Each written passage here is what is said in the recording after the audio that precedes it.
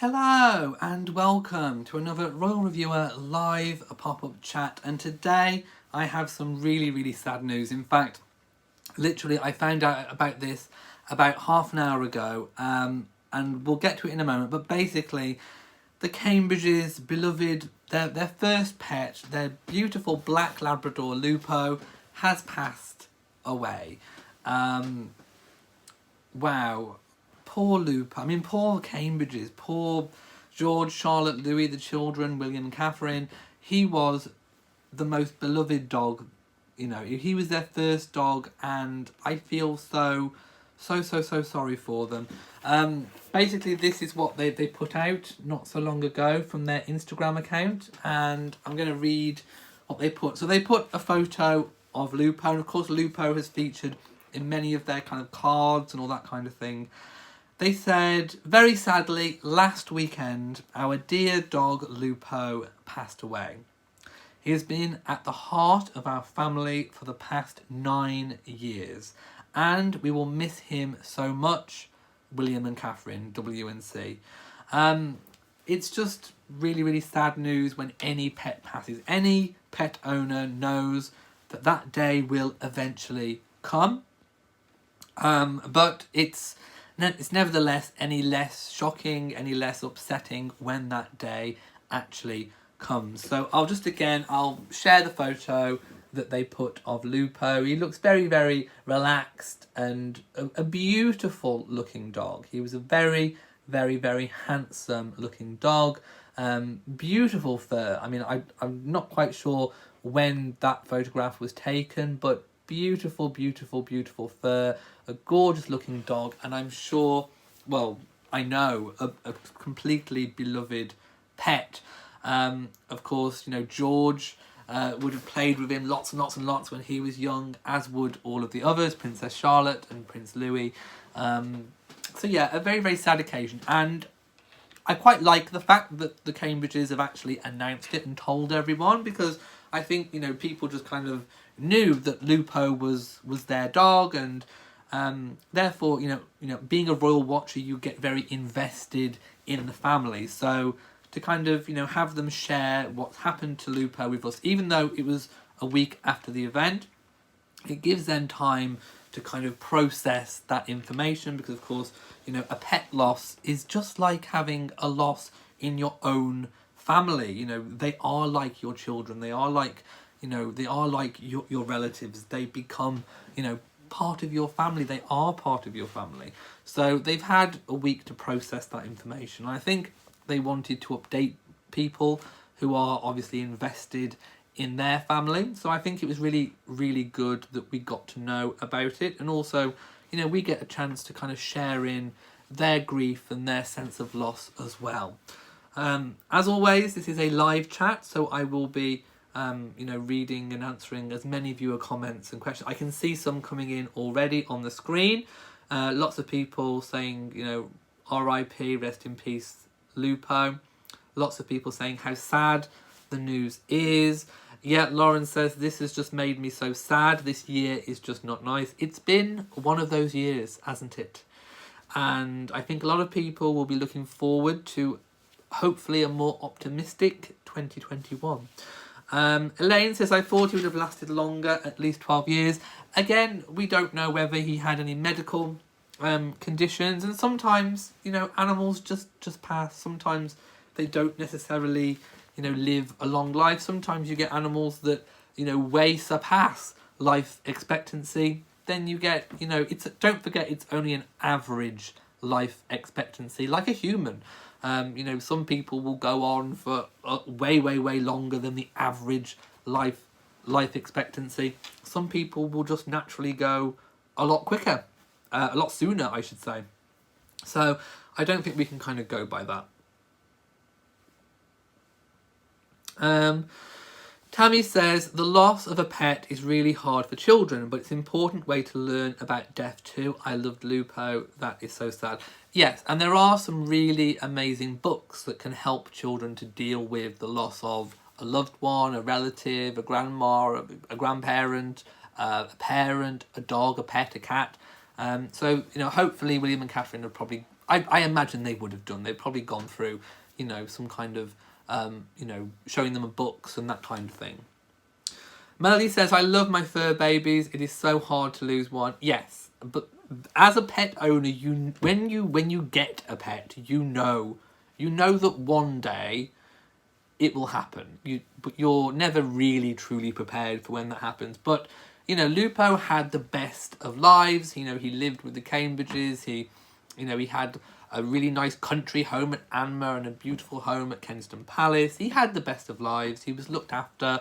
You know, so they gave a dog a chance at a happy life, and he had a happy life. So, you know, Lupo was lucky. He was one of the lucky dogs that got to have a good life. So yeah, so Lupo's okay. Lupo's fine.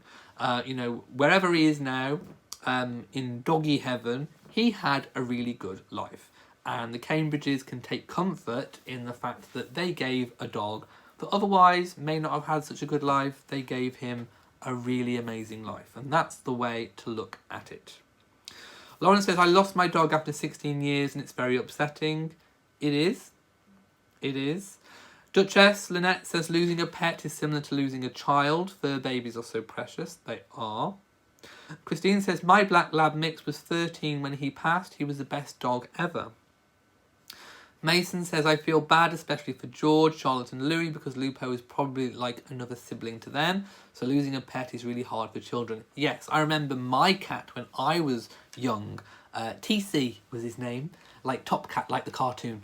And he was like a brother, like a sibling. I'm an only child, so he was kind of like a sibling in a way. So I get that. I really do get that. Elaine says, we were devastated when we lost our cat. Yeah.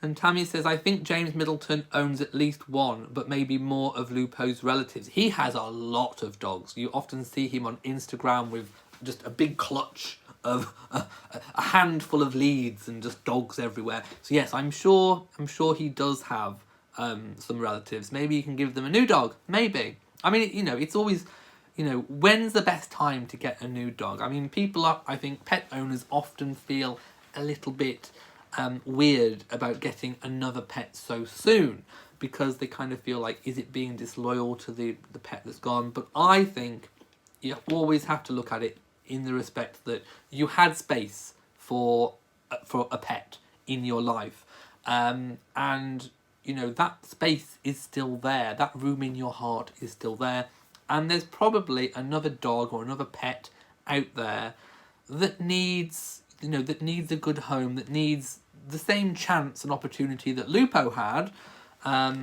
So I would say just go for it. Don't be worried about feeling like you're being disloyal, that you're trying to replace the dog. You're not. The reality is you loved Lupo in this instance for, you know, Lupo's reasons.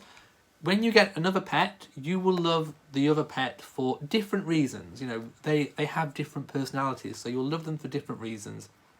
And also you're offering, you know, you're giving that space to another animal that needs a home. So, and there are lots of dogs, if you go to Battersea Dogs Home and all the rest of it, there are loads of dog shelters and animal shelters where, you know, animals are crying out for loving family homes. So don't ever feel weird about getting another pet straight away. I know it does feel weird, but don't ever feel weird. Just know that you are doing another pet, you know, you're giving a pet another chance at a really good home. But I understand, you know, a period of grieving and grief. It's not about replacing the pet. It's about giving a new pet an opportunity. That's what it's all about. Carissa, oh no, yeah, it took a year after you lost your baby. Yes.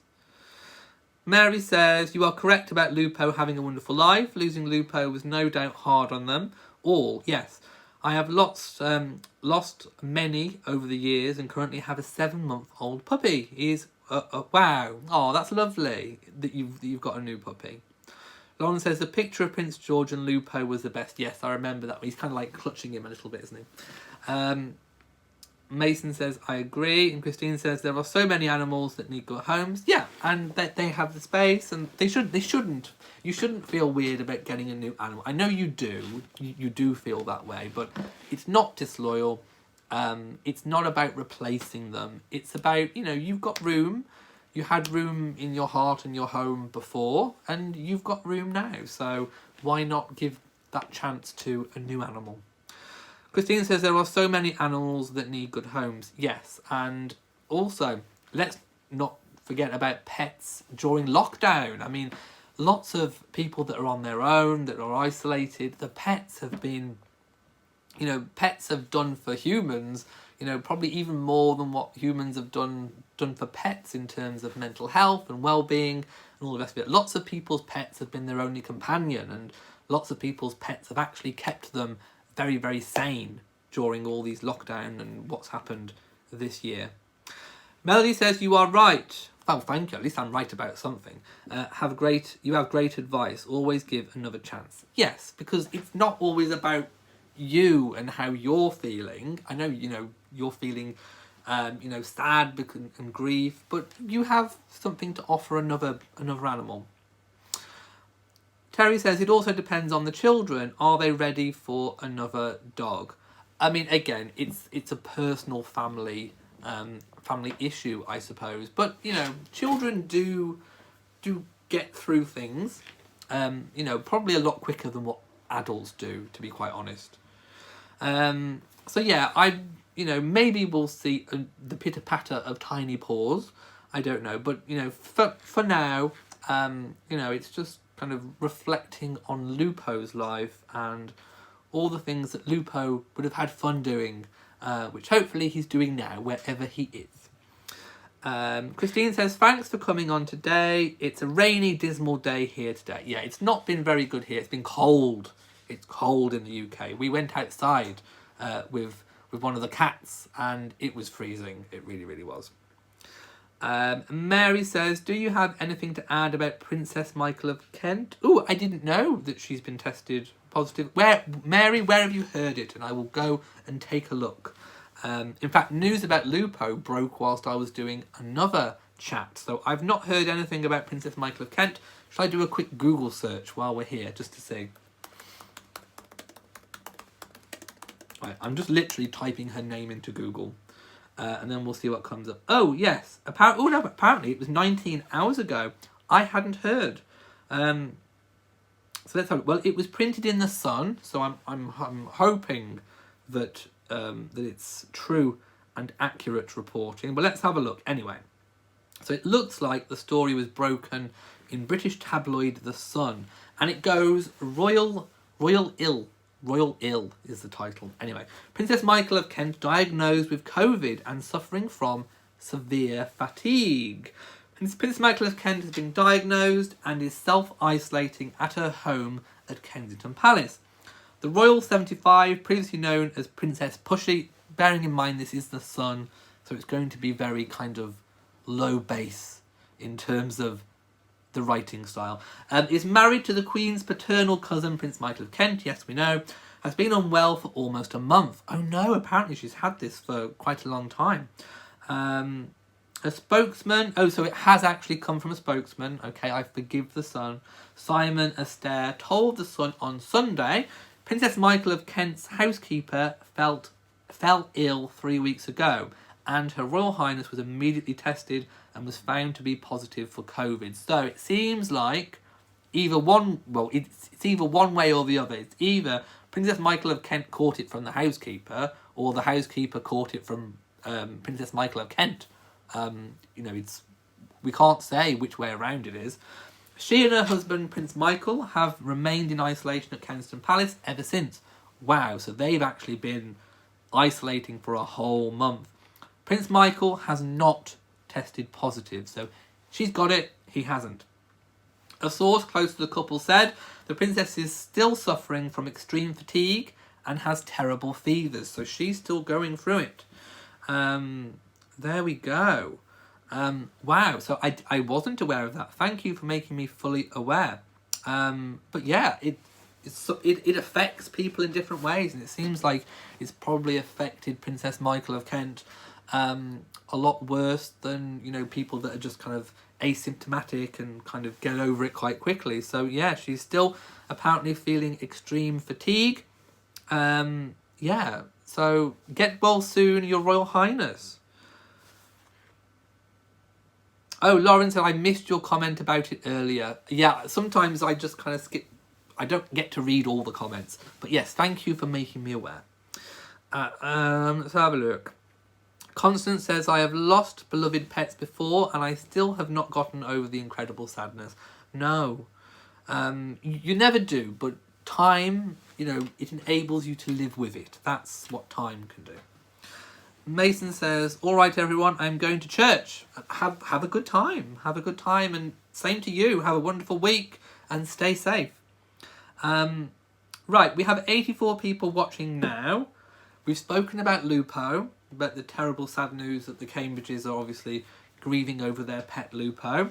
We've just had some news about Princess Michael of Kent. Is there anything else that you would like me to discuss while you have me at your disposal?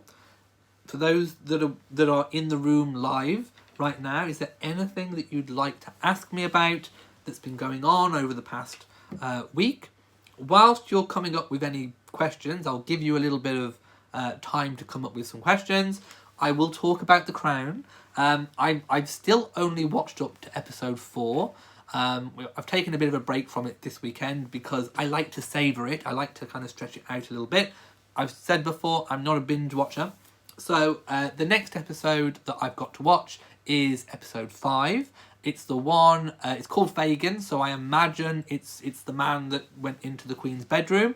So I'm looking forward to watching that. I might get to watch that tonight, so that means that probably tomorrow I'll be able to do a episode 5 of season 4. Right, is there any questions coming in? So, quirky girly. I can see one key word, and I'm wondering if I should read out your question, but I'm going to go for it. I'm going to delve right in. Have you any thoughts on Lady C? It was the Lady C that I saw, and I thought, shall I read it or not? Well, let's just go for it. Do I have any thoughts on Lady C and her continuing commentary on the Sussexes? Well, I do actually have an opinion on Lady C and her continuing commentary on the Sussexes, and I would actually really like to have a sit-down kind of conversation myself with Lady C.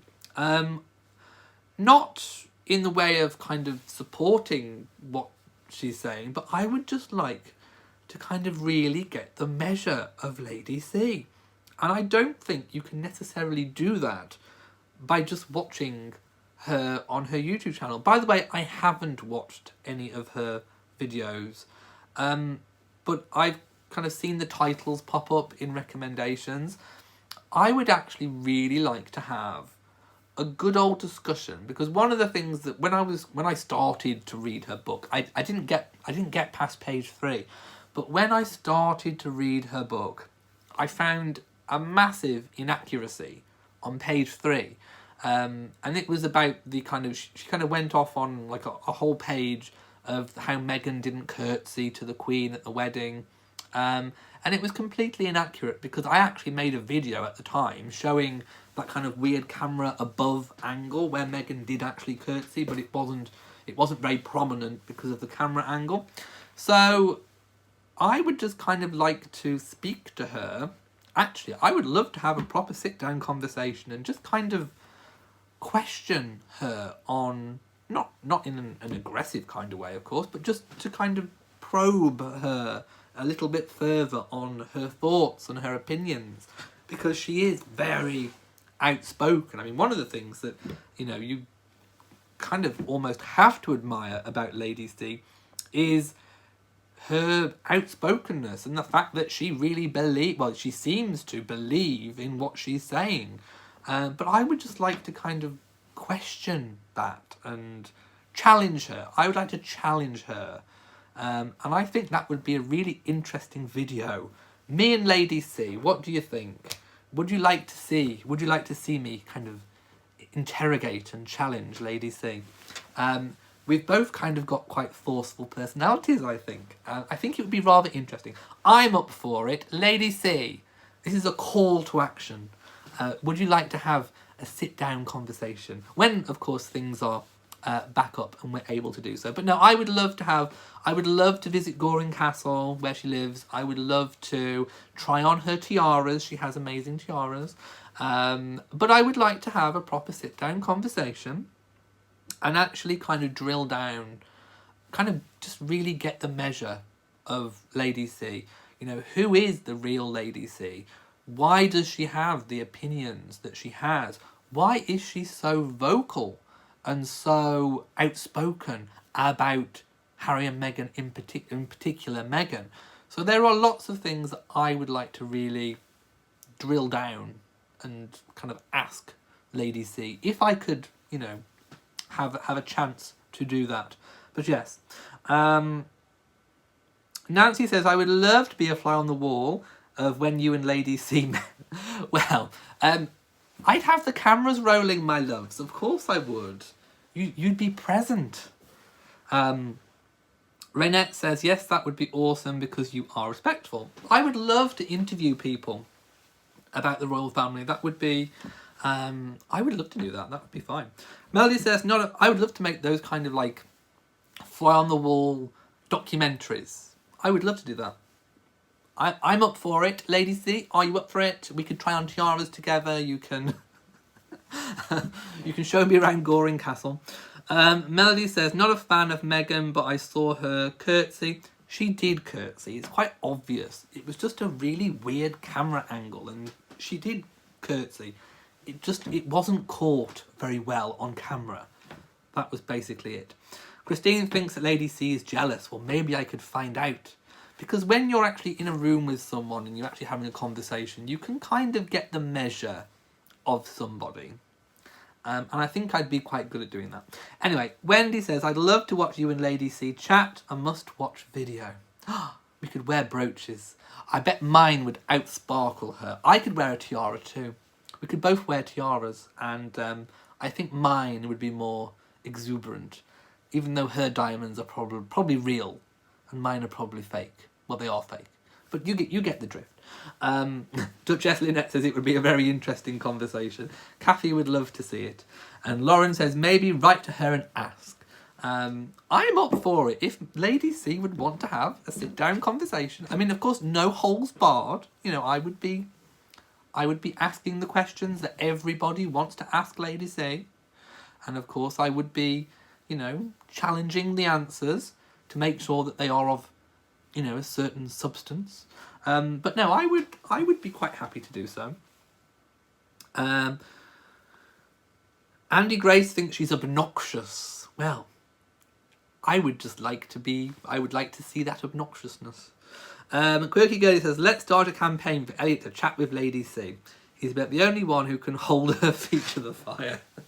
She'd probably enjoy it. She'd probably, I've seen where she's flirted with Anton Deck. She'd probably try and flirt with me. My goodness, what would I do? I need a hazmat suit. Christine says, Battle of the Tiaras. Well, mine would certainly outbling hers. Nancy says it would be nice if they did adopt. I think you're talking about doggies. I think you're talking about the Cambridges adopting a new doggie. Bev says she has spoken about Diana for years as well and has talked about Wallis Simpson. Her commentary is often mean-spirited and I'm glad that you would challenge her. Of course I'd challenge. Do you honestly think I'm the sort of person where, you know, if I saw like something that was wrong that I wouldn't challenge it? Of course I would. Of course I would. But I think Lady C is up for a bit of sparring. I think she'd quite enjoy it. She's the sort of person I think that would quite enjoy that. She'd probably get off on it, my loves. You know what I'm saying? But yes, I would be up for it. I would have a chat with her. I'd love to talk to Sarah Ferguson. I'd love to talk to Princess Michael of Kent. I'd love to talk to Lady C. I'd love to talk to Eugenie and Beatrice, and I'd love to have, like, you know, a chat with Prince Michael of Kent, I think, would be amazing. I'd like to speak to lots of them if they did interviews, but you know what I mean. Wendy says, you would blow her out of the water, darling. You're amazing. Thank you. Nancy says, you think animal shelters don't have hardly any animals because of coronavirus? Well, I don't know. I haven't looked at, to be honest, the news about shelters and things. But normally, you know, pets need loving homes, and there are normally lots and plenty of animals for people to take into their homes and to give a loving home, normally. But I don't know about centres wherever you might be in the world. Chrissa says, I think I'll stick to my royal news from here, but I would love to see you debate anyone on the subject. Yes, I would like to do that. Christine says that Cambridges could ask Camilla, isn't she patron? Yes, Camilla is patron of Battersea Dogs Home, and Camilla has, you know, adopted and rescued dogs from Battersea. She's had them. She kind of jokes that whenever she goes there, that she kind of wants to bring another one back home. Right. Okay, so I don't think there's any burning, pressing conversations or questions coming in. So I am going to log off, love you and leave you for today.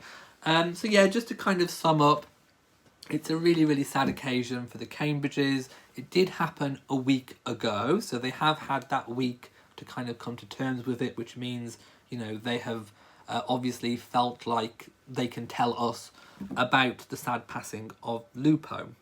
Bev, just as a comment just come in, I'll just read it before I go. Bev says, you and Fergie would have fun chatting, Princess Michael of Kent as well, but she also needs to be challenged if she is inaccurate or mean. Yes, of course. And I would always challenge people where they need to be challenged. And I would have fun with people where there can be fun to be had. I think Fergie most definitely would be a fun. She would just be, I mean, she's Fergie. You know, she makes mistakes. She's real. She picks herself up. She apologises. She gets on with it. But more importantly, she's just, she can't hide who she is. She is who she is, and that's that. And she is a lot of fun amongst, you know, everything else as well. So yes, I would like to do that. And cocktails with Charles and Camilla, yes. Absolutely, 100%. I think all you'd have to do after they've had a few drinks is make a funny noise and they would be in fits of giggles. Right, okay, I'm finally going. So if you've enjoyed this video and found it useful in any remote way, please give it a big old thumbs up. Don't forget to share on social media, and also, of course, hit the bell just in case YouTube decides it wants to notify you when I come on live. Sometimes it doesn't, it can be temperamental. So from me in Shropshire, have a really lovely, whatever the rest of Sunday, whatever time you have left, really enjoy it, and let's hopefully have a really positive week ahead. So mwah to you all, and goodbye.